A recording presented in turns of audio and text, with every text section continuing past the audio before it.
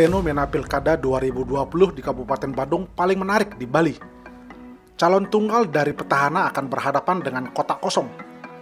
Hal ini merupakan pertama kali dalam pilkada di Bali, seorang calon berhadapan dengan kotak kosong. Ada kekhawatiran kotak kosong akan menang, sehingga pilkada pun mesti diulang dalam pilkada berikutnya. Namun, di lain pihak ada optimisme kalau calon tunggal ini akan melenggang mudah memenangkan pilkada 9 Desember 2020 mendatang. Fenomena kotak kosong menang dalam pilkada baru terjadi pertama kali di pemilihan wali kota Makassar 27 Juni 2018 silam. Saat itu kotak kosong menang melawan paket calon dengan perbedaan suara 36.550 suara.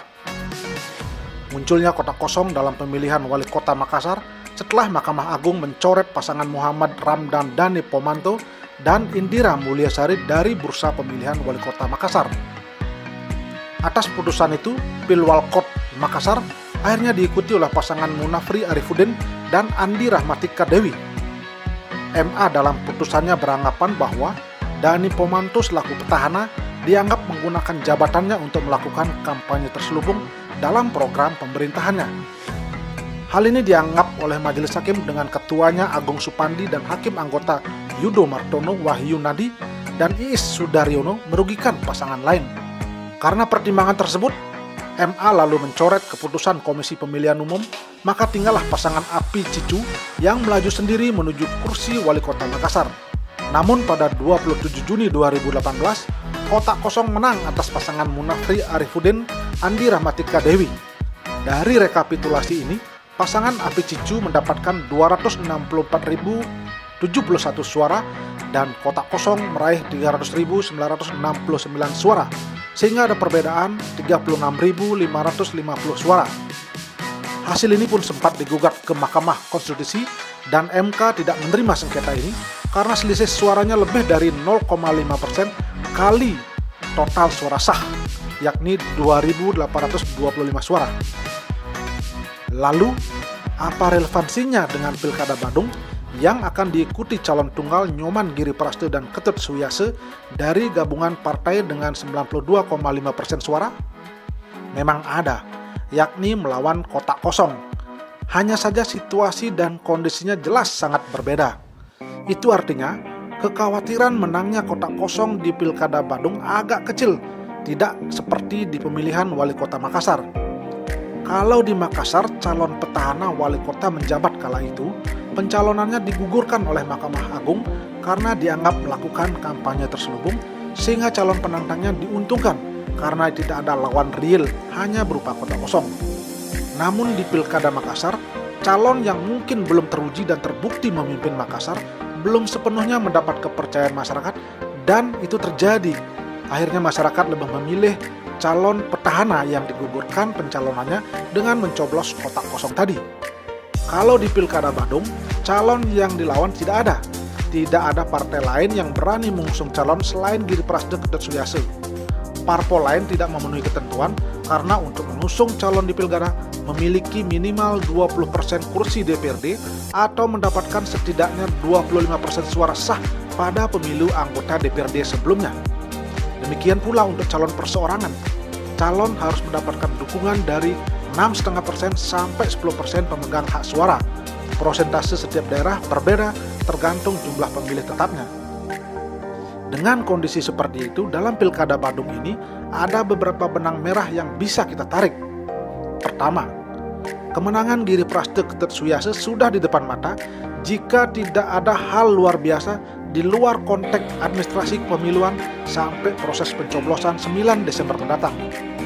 Kedua, hasil elektabilitas pasangan incumbent ini sangat tinggi di masyarakat Bandung dengan berbagai program kerakyatannya, sehingga tugas tim pasangan calon ini adalah menjaga dan membina masyarakat calon pemilih saja. Banyaknya parpol yang bergabung sekaligus sebagai mesin penggerak untuk mencari dukungan yang sangat ampuh. Ketiga, Pilkada Badung dengan calon tunggalnya menjadi momentum untuk kembali merevisi Undang-Undang Nomor 10 Tahun 2016 tentang Pilkada, khususnya calon tunggal. Mesti ada klausul apabila hanya diikuti satu pasangan calon dengan suara mayoritas tidak perlu lagi digelar pilkada karena akan menghabiskan anggaran negara dan waktu, sehingga tinggal menunggu pelantikan. Berbeda kondisinya bila sebelumnya ada dua calon pasangan, tetapi digugurkan di tengah jalan, barulah proses pilkada dilanjutkan seperti selama ini. Hal ini juga akan memiliki efek lainnya apabila calon yang menang kota kosong seperti di pemilihan wali kota Makassar, pemerintahan tidak akan bisa efektif. Untuk mengisi kekosongan wali kota, Kementerian Dalam Negeri akhirnya mengangkat pelaksana tugas sampai dilantiknya wali kota yang baru. Keempat, dengan calon kota kosong menunjukkan kegagalan partai politik dalam pengkaderan calon pemimpin.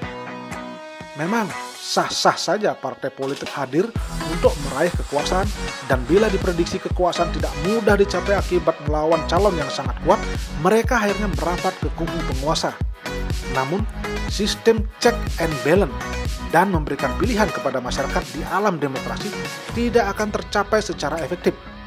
Roh demokrasi, yakni memberikan masyarakat alternatif untuk calon pemimpinnya, benar-benar tidak bisa diwujudkan. Itu adalah tanggung jawab partai politik sebagai pengusung calon. Jika celah ini terus dimanfaatkan partai politik yang haus kekuasaan tanpa bisa memberikan pilihan kepada masyarakat, maka fenomena calon tunggal akan terus terjadi di Indonesia. Menurut catatan Perludem, pilkada yang diikuti satu pasangan calon kepala daerah terus meningkat selama 3 pilkada terakhir. Pada pilkada tahun 2015 terdapat 3 daerah yang memiliki 1 calon. Jumlah itu terus naik. Di pilkada 2017 ada 9 daerah dengan calon tunggal, dan di pilkada 2018 ada 16 daerah dengan calon tunggal. Munculnya calon tunggal seperti di pilkada Badung ini memang secara legal formal tidak melanggar undang-undang, tapi secara pendidikan politik menunjukkan para elit parpol tidak berhasil melakukan perannya. Semua orientasinya berebut kekuasaan, padahal demokrasi di Indonesia tidak dinafikan adanya check and balance di sistem pemerintahan hasil pilkada. Bisa dibayangkan bila dengan suara mutlak, apalagi sampai didukung 92,5% suara parpol, pemerintahan di Badung ke depan akan meminimalkan adanya pengawasan dan evaluasi. Meski di lain pihak, dengan dukungan mayoritas seperti itu, akan memudahkan proses legislasi dan peluncuran program pemerintah.